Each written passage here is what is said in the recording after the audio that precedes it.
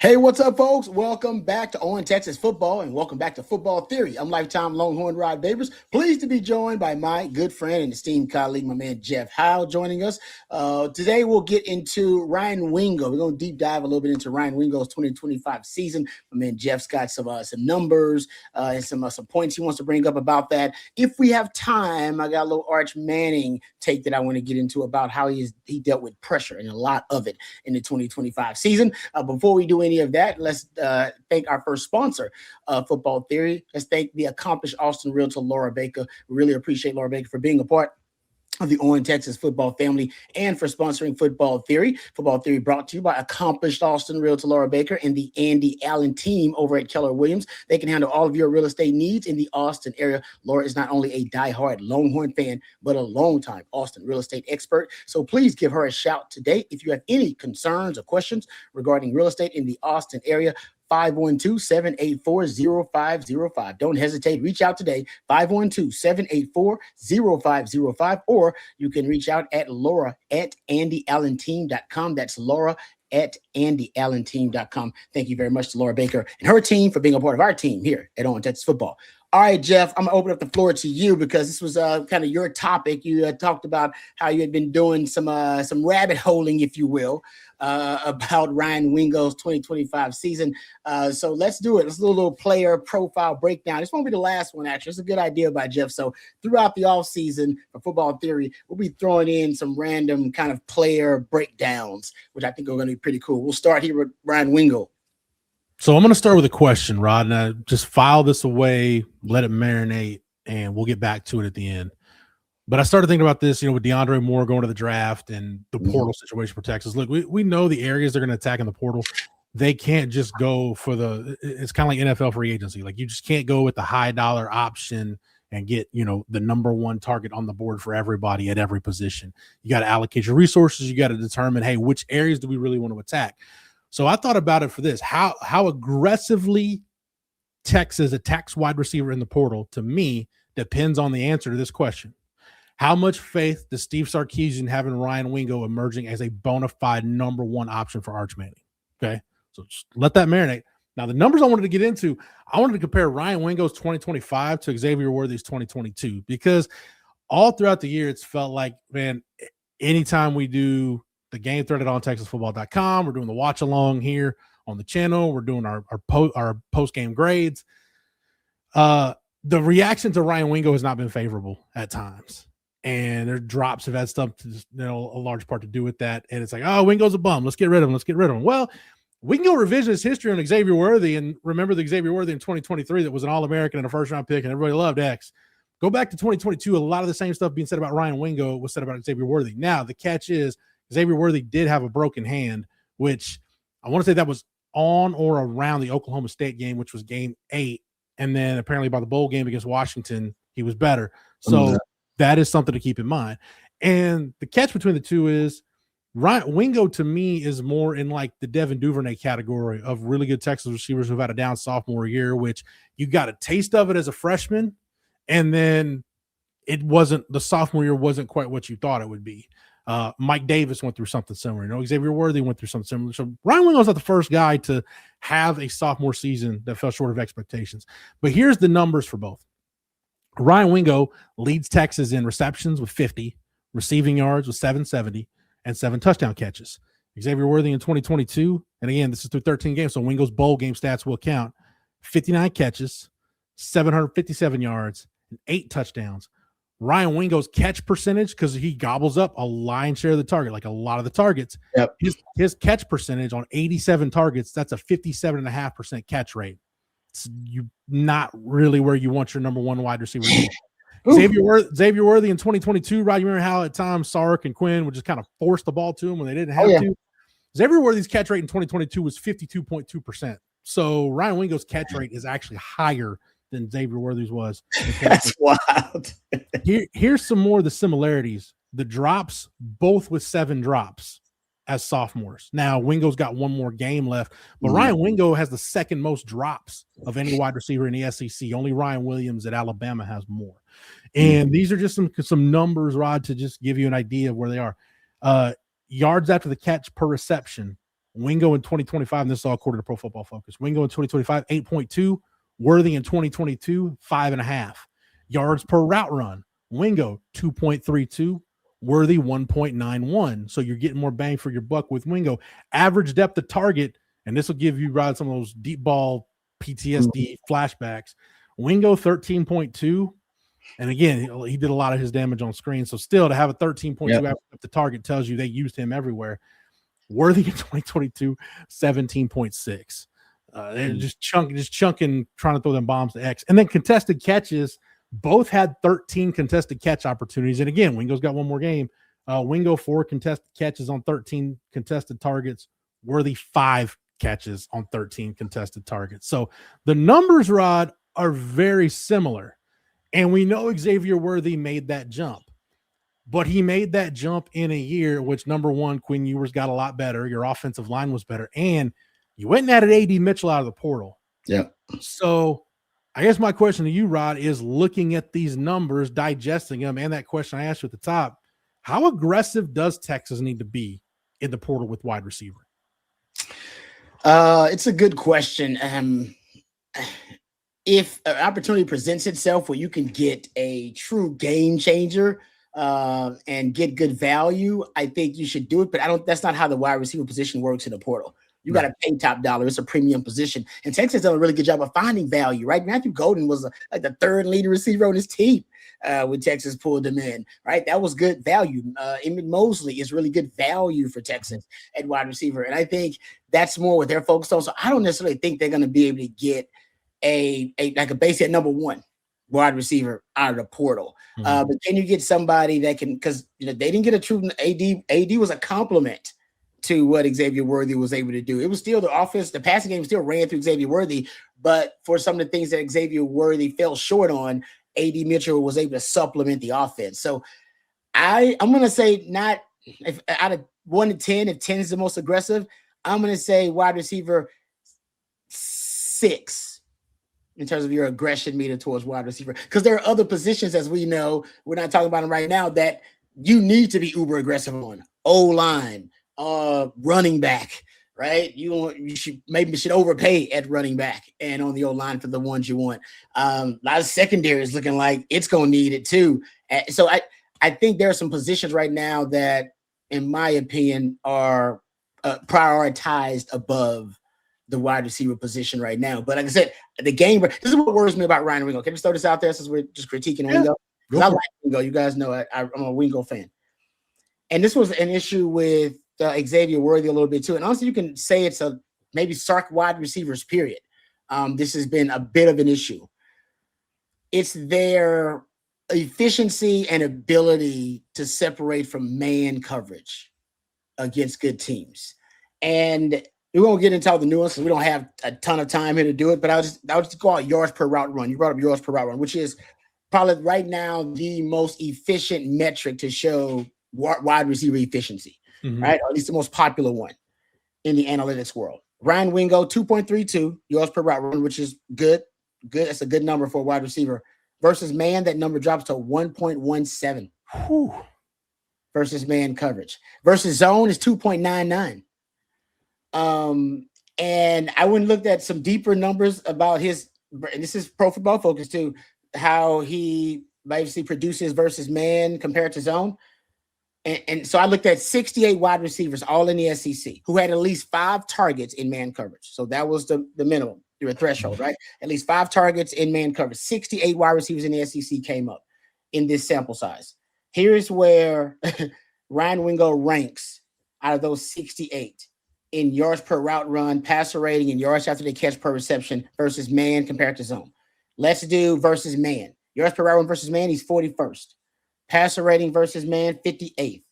Yards after the catch per reception versus man, 49th. Versus zone, he's 4th in yards per route run versus zone. He's 15th in passer rating versus zone. He is 5th in yards after the catch per reception versus zone.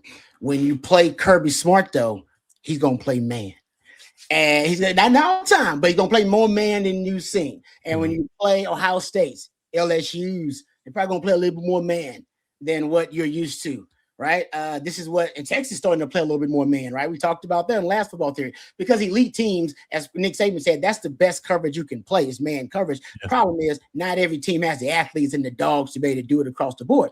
Few programs do, and one of those programs is Texas and LSU. A lot of those are in the SEC. So when you start to play college football playoff teams, SEC title game, big time games, Ohio State too, you're going to be dealing with teams that play a little bit more man coverage versus you, especially because Sark's offense is an RPO-based offense, and man coverage matches up well with Sark's offense and RPO game. And if you look at the metrics will tell you you play man versus Texas wide receivers. Because even Matthew Golden had this. Matthew Golden, yards per route run versus man was 0.92. Versus zone, it was 2.51. Xavier Worthy in 2023, 1.79 yards per route versus man, which is a little bit good, but 2.44 versus zone.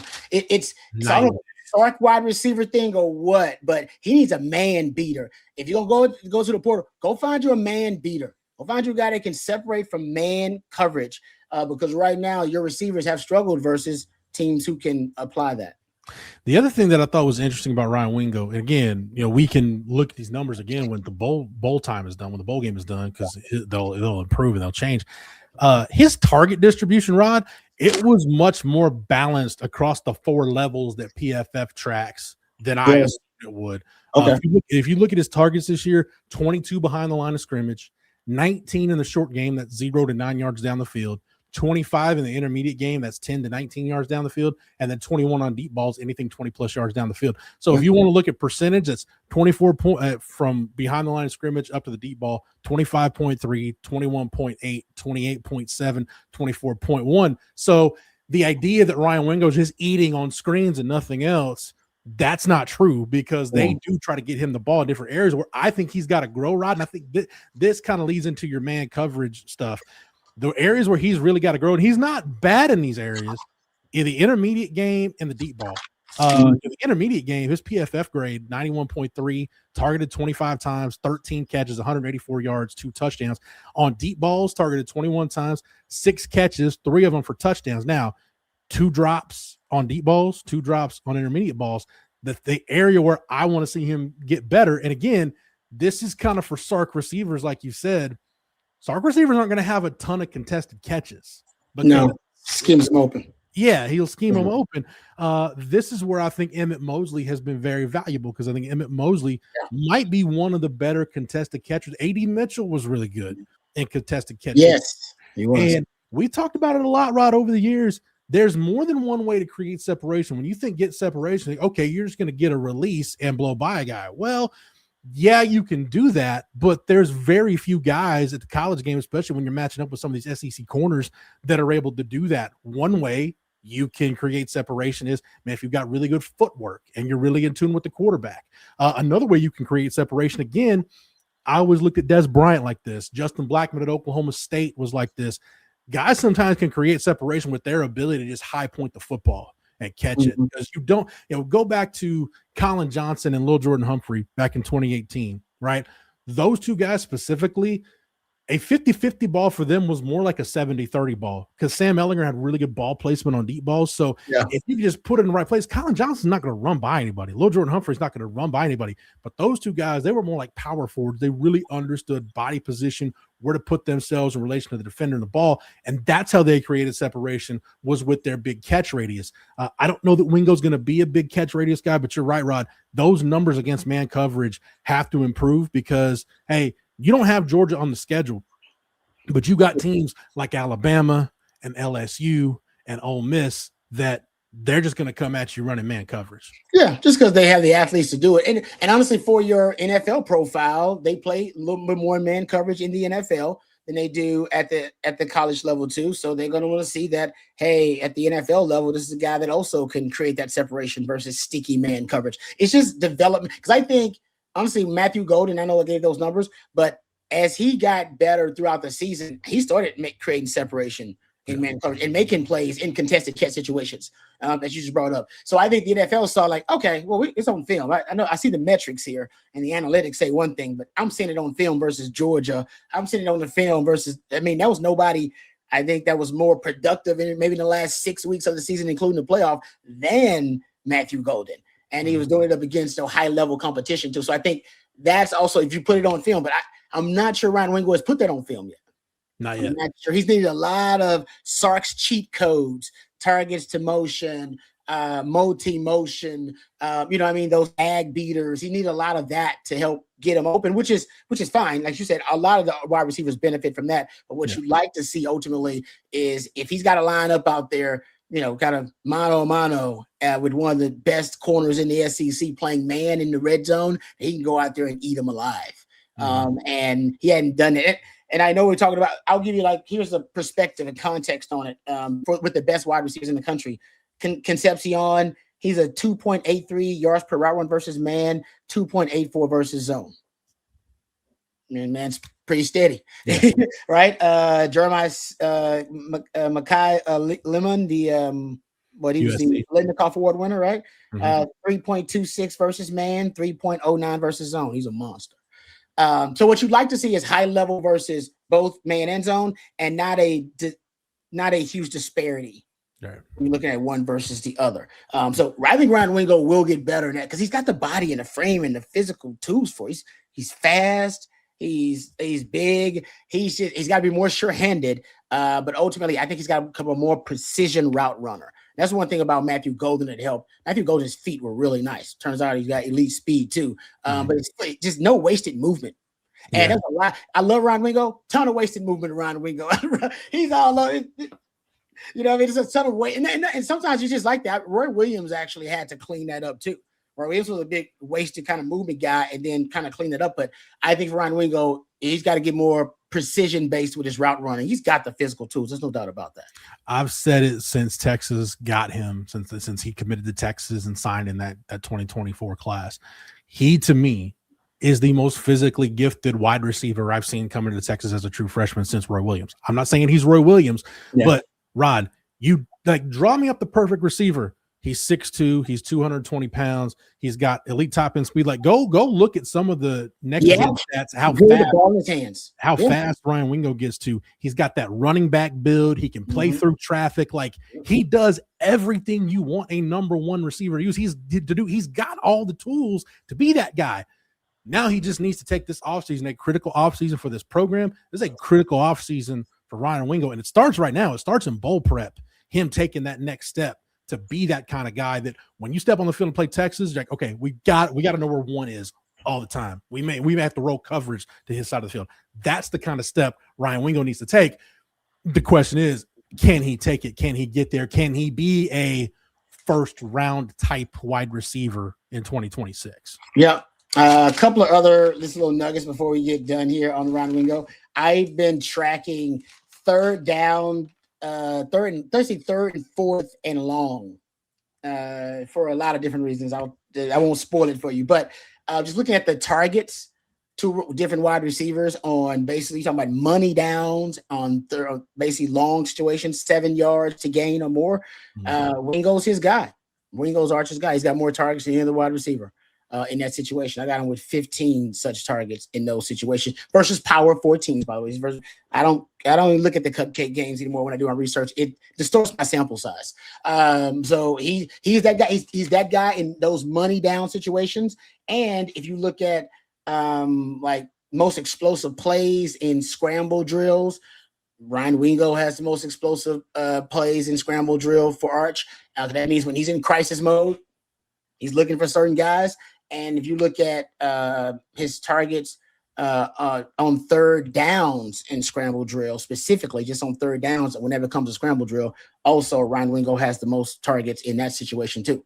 So, and I'm talking about versus power 4 teams. So he's the guy. He's just now he needs his confidence should grow because he's all SEC caliber player, and all the things that we mentioned, which he is capable of. He does that. You're talking about this guy being, a true number one in college football. Can he be the best wide receiver in the SEC?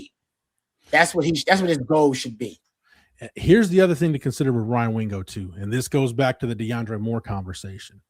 And this goes to, hey, can you move him around a little bit and, not necessarily scheme him open, but just where he is in relation to the formation? Can you put him in the slot, give him a two-way go, just make him tougher to defend? DeAndre Moore had the highest percentage of slot snaps this year for Texas, 78.8%. So 216 snaps in the slot. Ryan Wingo, 91. You look at that in relation to Xavier Worthy. Xavier Worthy was really similar to Wingo in 22. You go to Worthy in 2022, he was in the slot about 22% of the time, out wide over 3/4 of the time. He was out wide. It was pretty close to 50-50 in 2023. Now, because they went out and got A.D. Mitchell, Jordan Whittington came back, and Whittington got, Whittington logged, 82%. Snaps. You still manage, Worthy's percentage went up from about 22 to almost 40% in the slot. And again, Xavier Worthy, when you moved him around a little bit more, there you got a healthy Jordan Whittington, you went and got A.D. Mitchell out of the portal. This is why, as good as Ryan Wingo is, you still need to develop some help and maybe go get him some help. Worthy, just looking at his numbers, right, yards after the catch per reception went up from 5.5 to 7.6. That's almost 2 yards after the catch per reception more year over year. Yards per route run went from 1.91 to 2.14. His average depth of target dropped from 17.6 to 10.3, but that's because you stopped chucking him deep balls, because you don't need to just chuck him deep balls anymore. So it just shows you that Ryan Wingo, the growth can happen, and I think moving him around, giving him more slot snaps will help. But I also think too, it's the continued evolution of Emmett Mosley. You're going to have some more stuff for Parker Livingston on the route tree, because right now the rub on Parker Livingston is, well, he ain't catching anything short. It's going to be either intermediate or deep. Like they're not throwing screens to Parker Livingston. So you got to expand the route tree a little bit for him. Khalil Lockett, Jamie French, Michael Terry, the young freshman wide receivers. Can any of those guys step up? And do you go get somebody in the portal? And let's not forget the X factor to me, Rod, on the Texas offense. When we talk about needing a slot guy, you may not need to go recruit a slot guy, because your best slot guy might be on his way from Willis, Texas. Jermaine Bishop might be your answer in the slot as a true freshman. Yeah, I don't disagree with that. Last true freshman that basically got out of playing time was Xavier Worthy at wide receiver. Sark doesn't trust a lot of wide receivers, but Jermaine Bishop is special. Xavier Worthy was special. Jermaine Bishop is special. So if anybody can be the exception to the rule, it's him. All right, good stuff. I know I teased a little Arch Manning, but we'll get to that next week, because that was a great breakdown. Had too much fun. So we, as Jeff and I often do, we went long on that one. All right. It happens. All right. Before we end things, let's thank our final sponsor, our friends over at SeatGeek. We appreciate them very much. And you will as well, folks. They are the #1 rated ticketing app in the world with more than 35 million downloads. Trust me, no matter what your need is, maybe it's to get to a concert, maybe it's a festival, maybe you're thinking about the NBA, maybe we're going to an NBA game, maybe one of these bowl games that's coming up, college football playoff games, maybe it's the NFL games, NFL playoffs you're trying to get to. Our friends over at SeatGeek, they have your back. Each ticket is rated on a scale of 1 to 10, so you know you're getting a good deal. You also just look for the green dots, make it easier for you. Green means good, red means bad, plus every ticket is backed by their buyer guarantee. Also, you got the World Cup that is coming up pretty soon. So, folks, you also can get those tickets over at SeatGeek. Anything you need. Of course, they've also got a great deal for OTF fans. Use the code OTF10 and you'll get 10% off your next set of tickets over at SeatGeek. That's 10% off your next set of tickets with SeatGeek by using the promo code OTF10. Make sure to click the link in the description to download the app and have the code automatically added to your account so you can use it later. Thank you very much to our friends over at SeatGeek. And thank you, Jeff. Great stuff as always. Appreciate the conversation. Always leave a smarter football theorist because of your expertise. Thank you to Matthew behind the scenes, Twisting and Tweaking the Dallas. Nobody does it better. Thank you to our sponsors as well. We appreciate SeatGeek and the accomplished Austin realtor, Laura Baker. For Jeff and for Matthew, I'm Lifetime Longhorn Rod Babers. Until next time, hook 'em horns.